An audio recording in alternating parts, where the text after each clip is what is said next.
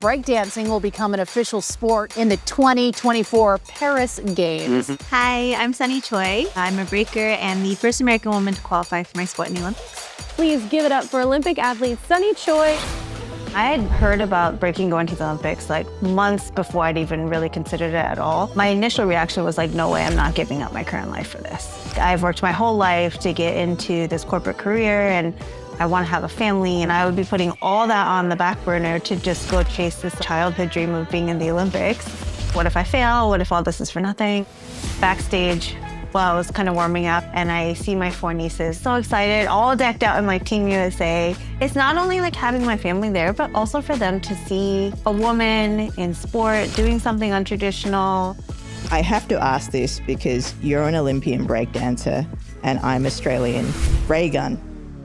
Oh man. Well, Sunny, thanks so much for joining us on the Ginni Show. I was fascinated to learn about your story, especially like how you were climbing up the corporate ladder, working in marketing. Did any of your work colleagues know that you could breakdance? Yeah, so many of them did. I mean, I only accepted jobs that would give me the flexibility to travel and like work as I traveled because I was going international often to compete. I mean, people will be like, where are you going? Like, what, you make small talk so people kind of find out. And then when they start realizing like I'm traveling abroad to compete, then they're like, oh, she's actually serious about this, And so everywhere I went, there was no way to hide it because I was always in like different countries, working from like Japan, from, I don't know, Budapest, like all these, different, just around the world, different time zones. I'd be answering in the middle of the night and people are like, what are you doing? There was no way around it because it was such a big part of my life. So I'm curious, at like holiday parties or like office parties, did they expect you to be the one in the middle breakdancing? Oh my gosh, yes. And actually there was one, and I'm not going to say what company or who, but there was one party. I went in a dress and heels intentionally because I actually personally don't like being asked to dance. To no fault of theirs, a lot of breaking that you see is done in the streets, and it's like some of it doesn't look super athletic, but people don't think about the risk of injury and how much warm-up that you actually need and how difficult it is. And so it's almost like minimizing it and downplaying it if I just like walk out there and do whatever. And it's like, yes, it's also a dance. So yes, I can dance and I can do an element of it if I wanted. But yeah, I don't just like go out there and just like, spin on my head with no warm up. Like that's actually dangerous. And so I went to this holiday party intentionally, and I actually was a skirt and heels. And I was like pressured to dance by several people. And I was like, I'm not doing it. Like I'm intentionally dressed this way because I don't like being asked to dance. And so, yeah, sometimes there's a lot of pressure. Most of the time people respect it. And I think especially as they kind of, it went to the Olympics and people started seeing it a little bit or understanding that it's a sport, then it's like, oh, this isn't just some like little dance you can just do. It's not like something that you can just like walk into the middle and just like move your hands a little bit. And so, yeah, I think some of it was like education and explaining. And then some of it, as it became more popular and people were seeing it, they were like, oh, but there's definitely a lot of that. Or a lot of people, at parties, they're like, oh, you can dance, right? And I'm like, I can dance a very specific way. I'm not sure that this is the kind of dancing you expect to see to this kind of music. Do you think the subway breakdancers have painted the impression that breakdancing is just so easy? So, I mean, the whole point is you're supposed to make it look easy, right? So they're doing their job, but what they're doing is extremely difficult. And I think people do take it for granted because you see it everywhere. And you're just like, oh, this like kid off the street can do it. So, but it's like, but you can't. We can't. Most of us can't. Just because they're a kid off the street doesn't mean that they're not extremely talented. You're absolutely right. I do think we take it for granted because it's so available and accessible on like literally on your morning commute. You can have a coffee and a side of breakdancing on the N train. It's great. N train in particular gets the most breakdancing I've found. Moving on to your transition from the corporate world into breakdancing, can you walk us through the moment, Sunny, where you were like, I'm ready to go all in on this and put it all on the line? That was like many, many months of like mulling this concept over in my mind. I had heard about breaking going to the Olympics like months before I'd even really considered it at all. My initial reaction was like, no way, I'm not giving up my current life for this. Like I've worked my whole life to get into this corporate career and I want to have a family and I want to have a home and kids and all these things. And I would be putting all that on the back burner to just go chase this like childhood dream of being in the Olympics for breaking, this like brand new sport of all things. And so, yeah, initially I just like completely shut it down. And then as time went on, it kind of like started creeping into like my daily thoughts, and it just sat in the back of my mind. And I was, just like, can I make this happen? Do I want to make this happen? And what's stopping me? Months and months of this, of just like being in this limbo. And then I was like, you know what? I'm only in limbo because I haven't really shut it down. Like I really am considering this. And so, what is it that's stopping me? And I realized it was just me being scared to fail and me being scared to actually allow myself to dream and allow myself to pursue a dream that was very personal. I had done so many things in my life that were just kind of prescribed to me by society, right? Like just checking the boxes of being successful. And I realized like I didn't want any of that. I mean, yes, I want a house, I want family. I do want these things, but I never did anything just for me. And I had shut down so many of my own personal dreams throughout my life to pursue something that kind of externally looked successful, or would, I guess, set me up for like a kind of more perceived success, right? And so, I was like, when am I ever going to get this chance again? It's literally a dream I've had since I was a baby. Like I was 3 years old asking to go to the Olympics. We shut that down pretty early. That didn't work out, and I'm getting a second chance. So yeah, I remember sitting in the car one night, I think it was before practice, and I just burst out in tears. And I was like, I can't do this to myself again. I can't keep crushing my own dreams to pursue this life that I don't even want. So that was the day I decided I'm going to make this happen. It means I'm going to quit my job. It means I'm going to change everything. And, worst case scenario, I can go back, but best case scenario, I don't. And so I just decided like then and there that day, like this is going to happen. And you've never looked back since. I mean, I've had moments of doubt, but I'm going to say never look back since, because I don't know that truly exists, that you never, ever once doubt a decision. There's been tough moments. There's been moments where that bank account looks a little low and I'm like, do I want to go back now? Things get uncertain, things get difficult. There are moments where I question, but I've never been happier. I've never been more fulfilled. And so in that sense, no, I haven't looked back. But, there've been flashes where I've thought maybe I messed this up. When you do take big risks, there are exactly risks to consider and to contemplate and to look back on. So I think you're right. I'm going to reframe those questions from now on, because I do, even with me in my career, I've looked back to see how far I've come, but there are these pangs or these moments of, shit, what have I done? Exactly. Right. I love also reading about your story, how when you said, yes, I'm going to go all into breakdancing, you signed Nike as a sponsor. What was it like being sponsored by such an iconic brand? Well, luckily I'm still sponsored actually. So that's good news. Nike was the first. So I was working with somebody at the time, Carl Paoli, who we were kind of like, he was like a career life mentor sort of thing, coach, and then turned into like working through contracts and brand relationships with me as well. I was talking to him and he was like, all right, what brands do you want to work with? And the very first thing I blurted out was Nike. Like I always knew, I've always liked the brand. I've been a fan of kind of the stance that they take in sport, and especially now they've really doubled down on like really supporting women in sport, really supporting diversity, giving voices to people, to like different voices that, we often don't hear from. And so early on, I was like, this is it. Funny enough, I actually thought like there was no chance, because they already had a woman breaker signed to their roster. And how many women US breakers can you sign to your roster when there's only going to be 2 at the games? So I thought like, oh, it's not going to happen. Well, lo and behold, a couple months later, some things happened, and then they reached out and we started having conversations. And then next thing they actually went dark for a little bit and then came back and we did it again. And then 6 months later, I was sponsored. And I mean, it was for me super exciting, because I had financially planned to not have any, income for a while.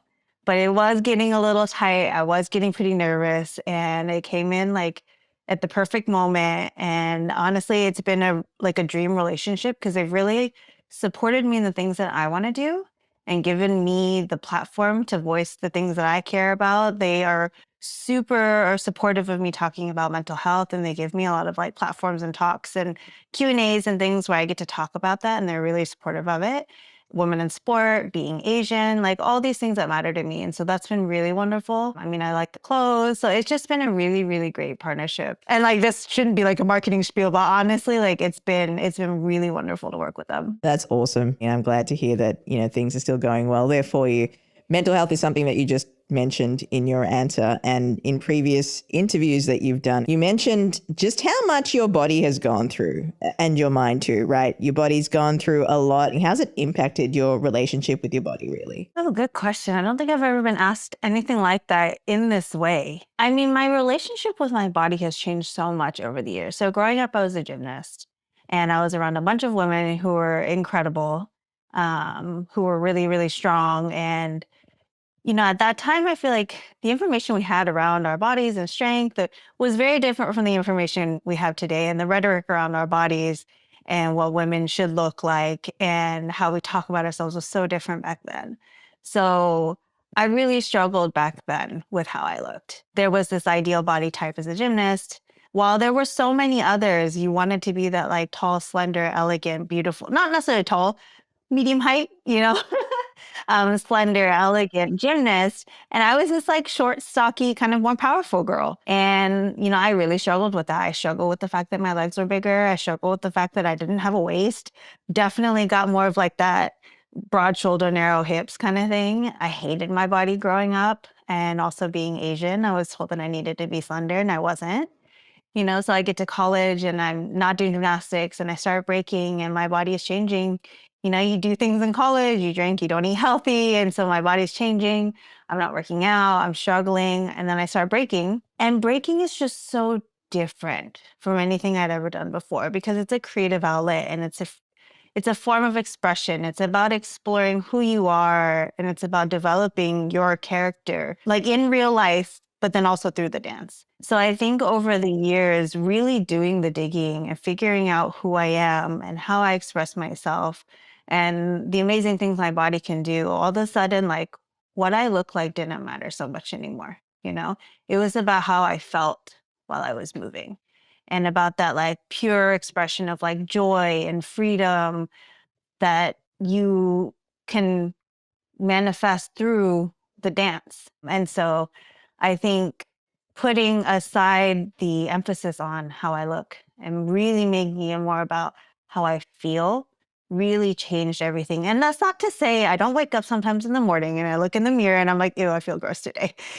but it's changed so much because it's so much less about like, ooh, my legs are big, but it's like my legs are strong, and I think that is also kind of a societal trend around the way that we talk about women, which I love because I do think it really is more about what our bodies can do for us and not how they look. Thank you for going into that, Sunny, because you mentioned, the fact that breakdancing is kind of a little different from what we traditionally know about dance. Like when you see ballet or if you see ballroom dancing, it's very different because breakdancing can be, like you said, expression. Sometimes it's also like political statements, or sometimes it's done to shock you in what the human body can do. In terms of your mental health, how have you managed to stay mentally strong? Obviously, coming from the Olympics, it's a high intensity, you got the most elite minds and bodies in the world competing.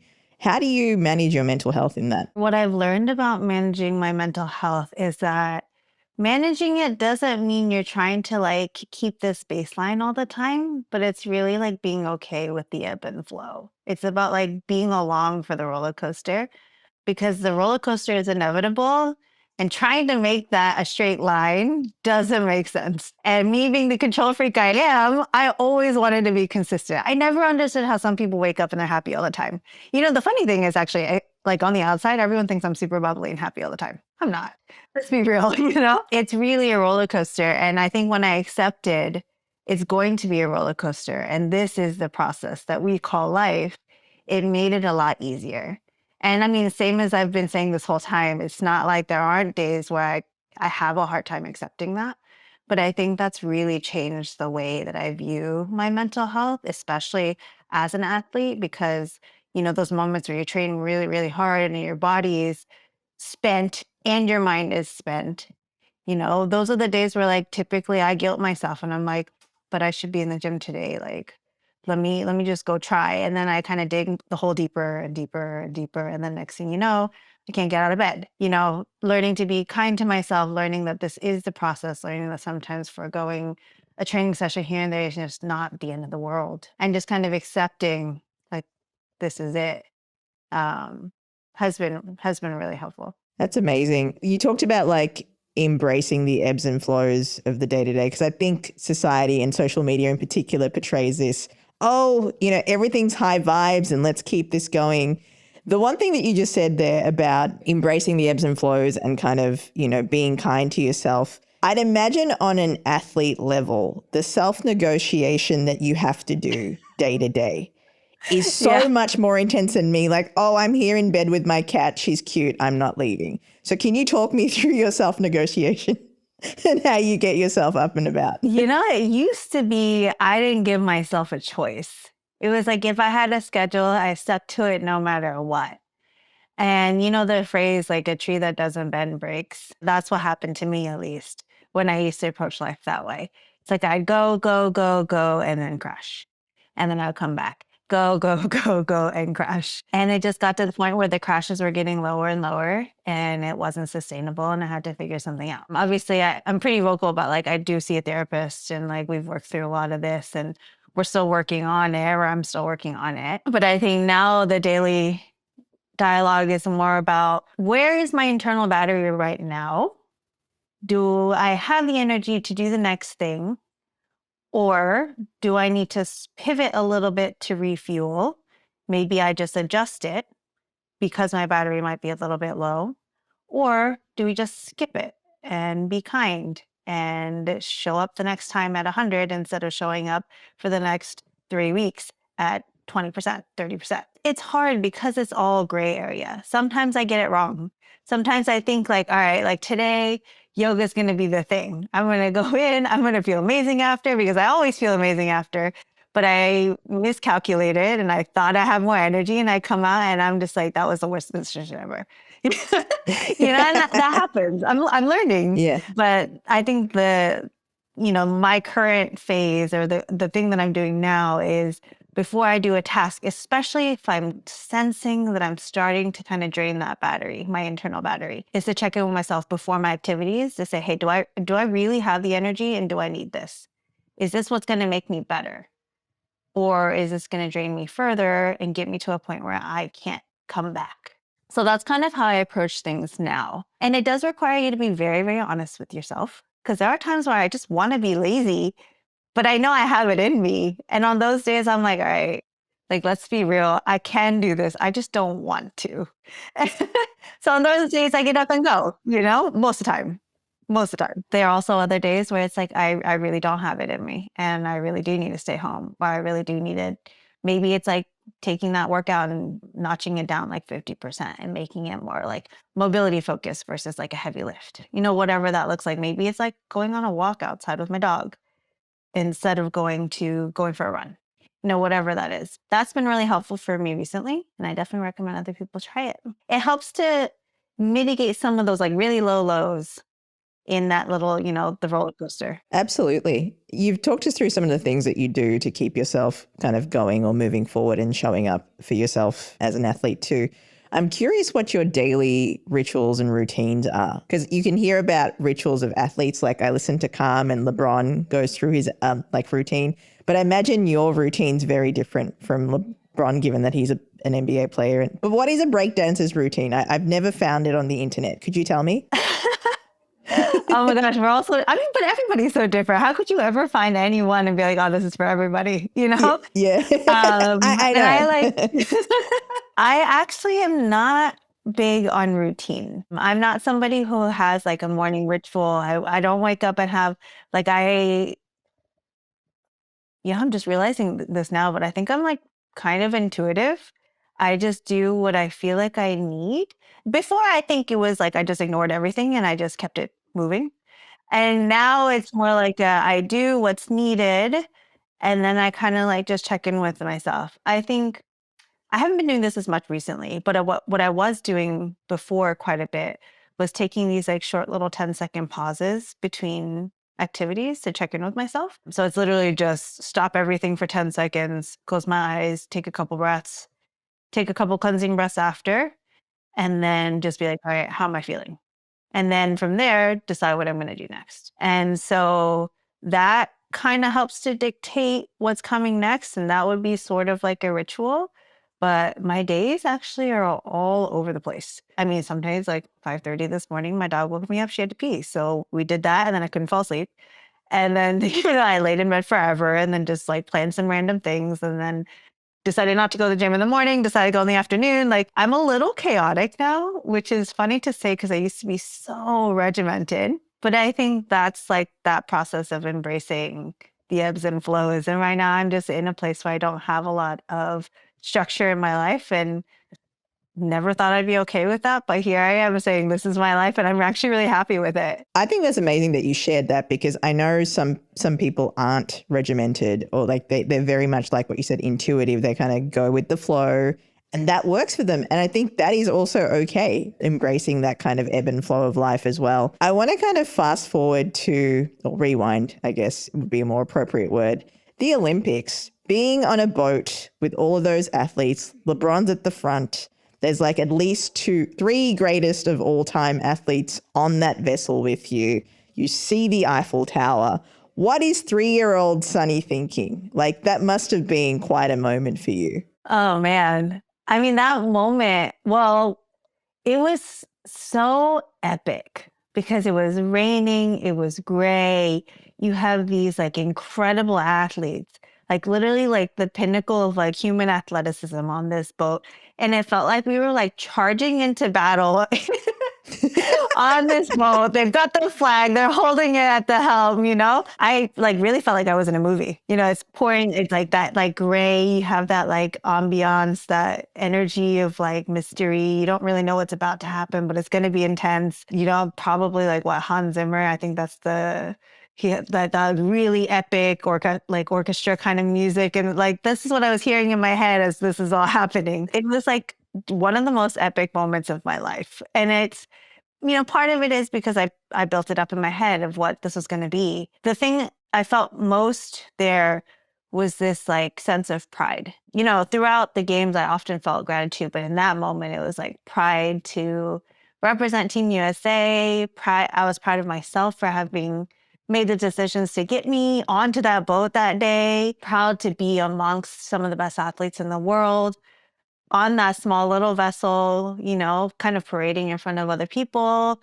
You know, I normally I'm somebody who actually is like kind of to myself. I don't really like to attract attention to myself. Like even on the boat while I like wanted to be there, most of the time I was kind of like back under the eaves because I've never been that person who wants to kind of be out in the front. But there that day, I was like, I'm really proud of what I've done, what everyone here has done to get here. It was one of the best memories I have from the Olympics for sure. Amazing. What was that whole experience like? Were you allowed to have good pastries in Paris? Was the Team USA dietitian like, do not go into that patisserie, Sunny? Like I would be the most undisciplined athlete if I was sent to Paris for the Olympics. I don't think they'd be like, Ginni, you're not allowed on the boat. But what was it like being in Paris at that time?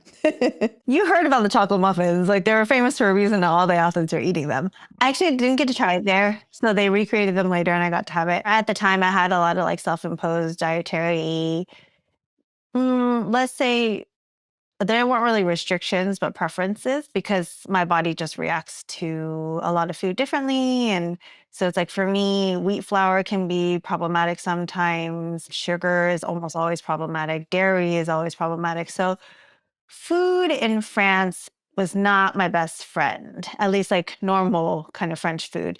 However, we were staying at the High Performance Center and they had all of the chefs from the US Olympic Training Center flown in. And so they had meals that were specifically made for the athletes. So I ate there almost every single day.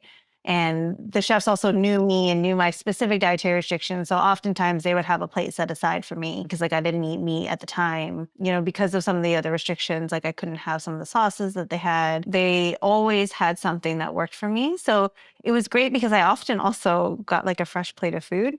It wasn't just like the food that had been sitting out for all the other athletes, but they're like, oh, we know Sunny's coming around this time. So we'll make sure that, you know, it's like basically a ready-made hot meal just for her, which is great. So I feel like I got special treatment, but that made it a little bit easier. Right after the games, oh my gosh, I had so many pastries and I just was like, you know what? I haven't had any of this in so long. So like there's one night I think we ordered from like 2 bakeries, a pizza place, an Italian spot. Like we just because it was my whole family, pretty big family was there. So we just ordered from like 3 or 4 spots and just was like just went to town. What was it like to share that with your family? A full circle moment for you, like you were 3, and I can imagine, some cultural things show up when you're trying to pursue a non-conventional or the path least explored. What was that like experiencing the Olympics with them? To be honest, in the beginning of the process, I was very scared that my parents were not going to come around. And especially I was like, what if I fail? What if all this is for nothing? And, there was a lot of fear around that for me.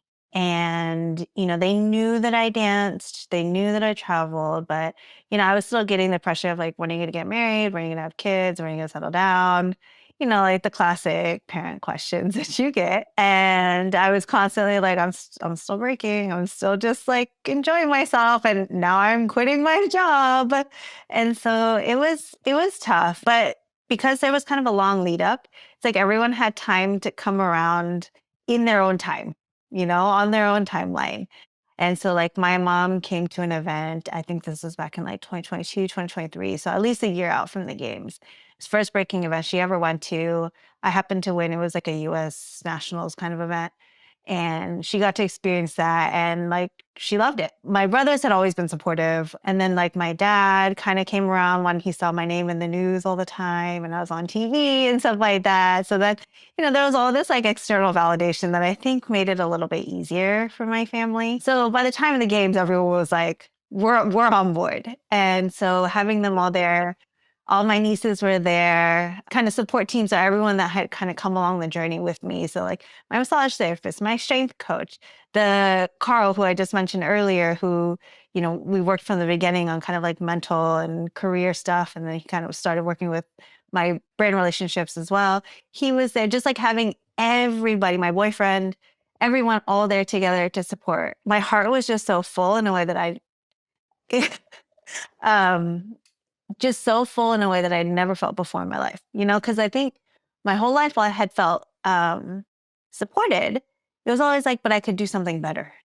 And that day I felt celebrated for just being there, for being all together, for being me, because that's what this dance is about. And so that felt like really, really amazing. That's amazing, Sunny. And just to clarify, that time that you went out after the Olympic Games with your family, did you wear a dress and high heels because you're like, guys, I'm not dancing for you anymore?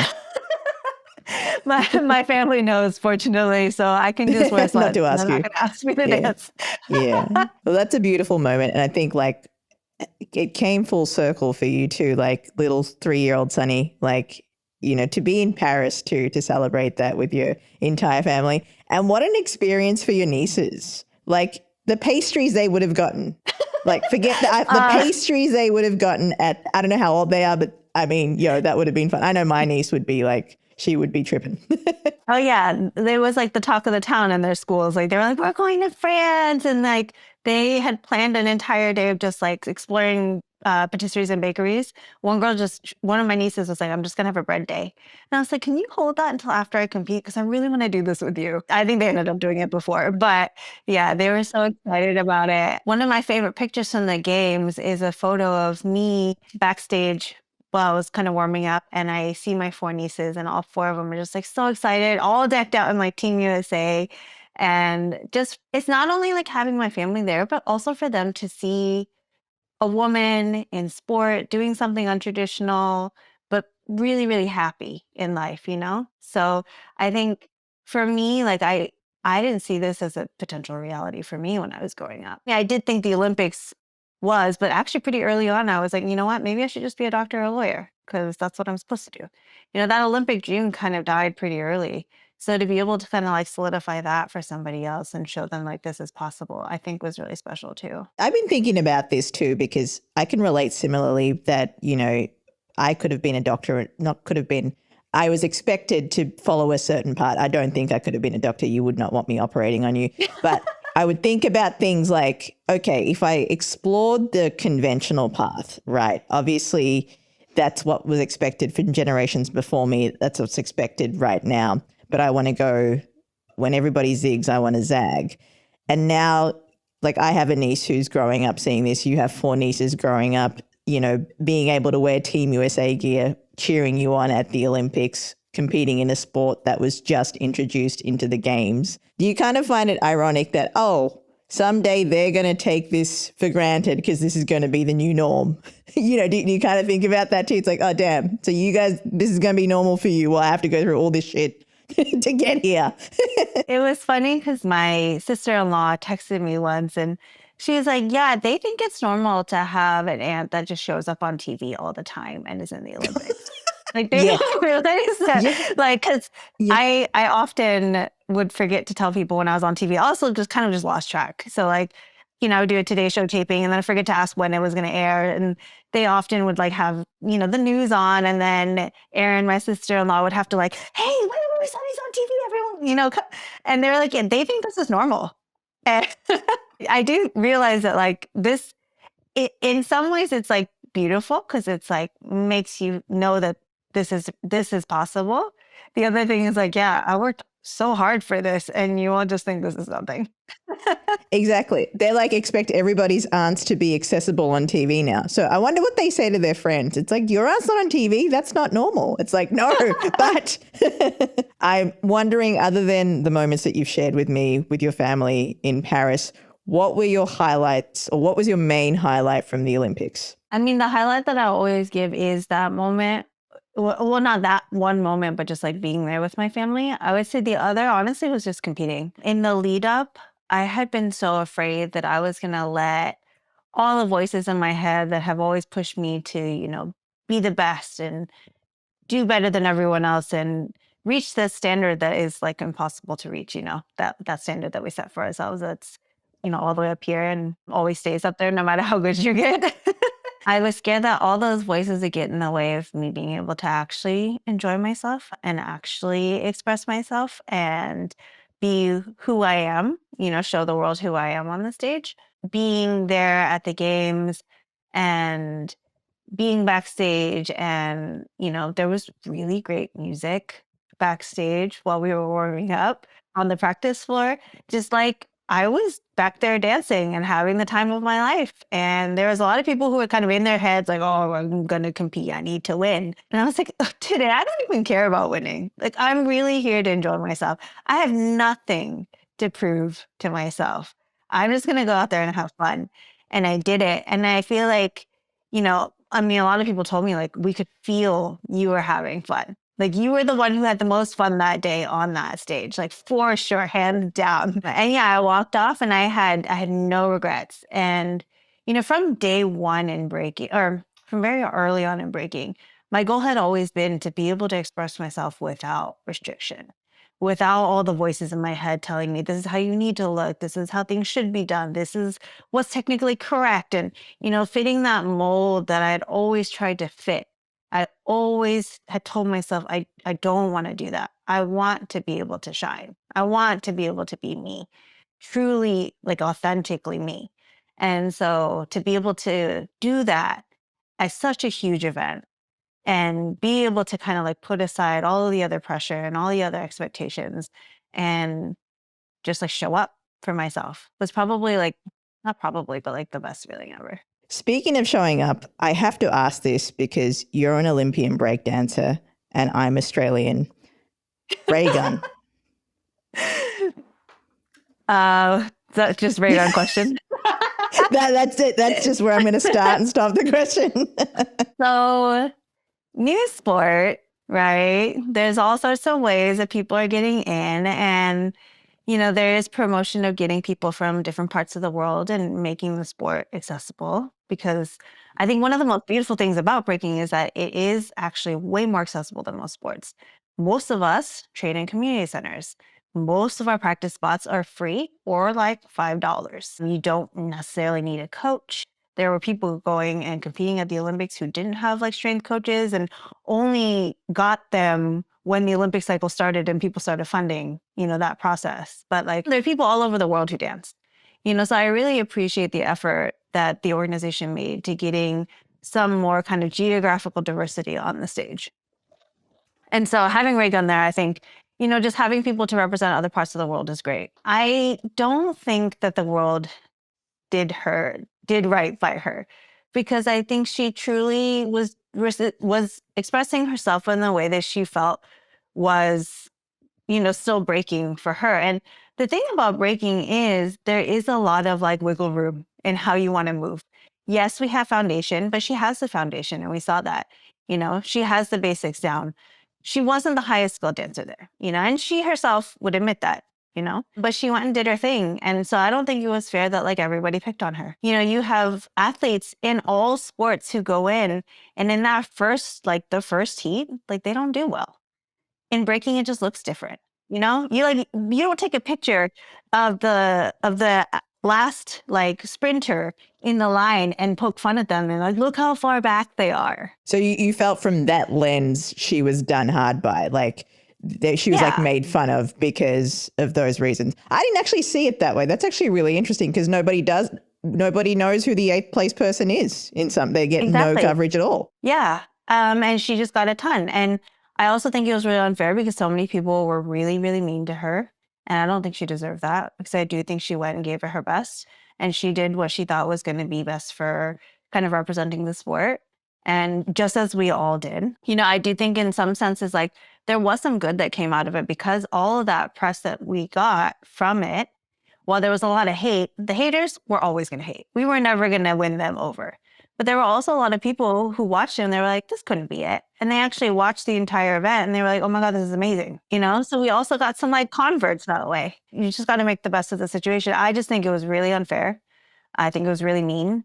I mean, that's what social media does today. You have a lot of just mean people behind keyboards, and that's what happened. And I don't think that it was right. I think it's really unfortunate, but it is what happened. I got a lot of my non-Australian friends just messaging me on Instagram like, can you explain this? I'm like, I didn't know what to say, but now I'm going to send them this interview, Sunny, because I think you've explained it perfectly. So thank you for that honest and really detailed answer of that. I think that completely changed my perspective. I didn't see it the way that you explained it, and it totally makes sense. The movie Sliding Doors with Gwyneth Paltrow? I don't know this movie. I'll explain the movie to you. So Gwyneth Paltrow is kind of, her life is split into 2 parts, and it's all based on whether she got on this train or not. So if she missed the train, her life goes a certain way. If she gets on a certain train, her life goes another way.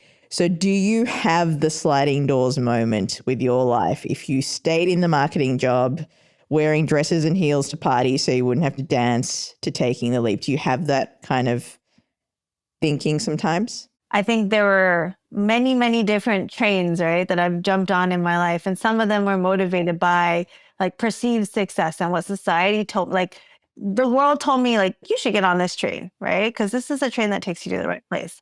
I got on that train over and over and over again. And then for the first time in my life, when I chose the other train, it was the Olympics. And that's definitely the best train that I've ever taken. Is it better than the MTA? Is that even a real question? I'm like, that was a rhetorical question. You didn't have to think about that one. I know the answer. You're like, are you kidding me? And there's very different they both have break dancers. It's just a different train. I get it. Totally. Yeah. One you almost get kicked in the face. Yeah, exactly. Sunny, thank you so much for your time. It's been a joy learning about your journey and all of the insights that you've shared with me. Thank you so much. I really appreciate your time. Yeah, of course. Thank you for having me. This was really fun.